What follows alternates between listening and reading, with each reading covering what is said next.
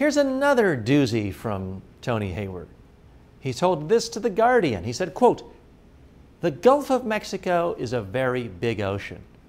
The amount of volume of oil and dispersant we are putting into it is tiny in relation to the total water volume."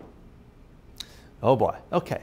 Once again, he may be technically accurate, but talk about a tin ear. I mean, he just opened himself up to such ridicule. Again, his message there is, hey, maybe it's not that bad. Is that really the message you want to be communicating at the time when so many gallons and barrels of oil are coming out every second from your well? Horrible, horrible message. It's off message, it's confusing, and it's open to ridicule. In fact, one commentator, Rachel Maddow of MSNBC, said, that's like saying that a tumor the size of a walnut is no big deal because it's so small in comparison to the rest of your body.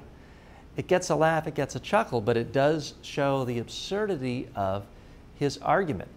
Once again, Tony Hayward is sinking himself, harming his corporate reputation because of putting out too much information, too many facts that are off message. It's too complex of a message.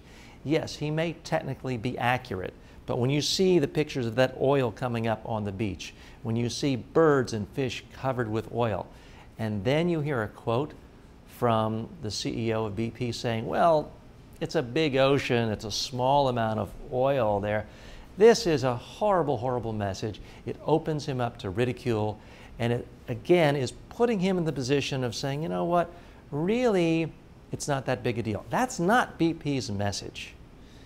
And that's why I unfortunately have to conclude that while this is, in fact, the largest environmental disaster ever of a man-made nature, when it comes to oil or any other fuel out there, it's also the absolute worst handling of a crisis when it comes to the communications and crisis communications through the media. I have to give Tony Hayward a solid, solid F, even though he has good communication skills and is not a bad communicator. The stakes are so high that when it comes to a crisis of this proportion, you have no margin for error.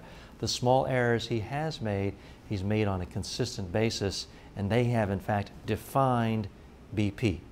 It didn't have to be this way. When you have a crisis, they do inevitably happen, you have to be focused. You have to have a solid foundation of a message. You have to tell people, here are the facts, here's exactly what happened, don't guess. Then you have to tell people, here are the exact things we're doing to stop this. And then you have to tell people, here are the exact things we're doing to make sure this never happens again. And that's it, you've got to stick to that. But you need to update people with new information, ideally on an hourly basis. You need it coming from one person. 9/11 didn't have 20 different city officials from New York and Washington communicating. It basically all filtered through the mayor, Rudy Giuliani. BP needed everything to flow right through their CEO's mouth. He should have been holding press conferences every single hour. If they'd done that, they would be in a much better situation today. If you ever have a crisis, please learn those lessons. Focus on the positive messages you have and communicate regularly and forcefully. I'm TJ Walker.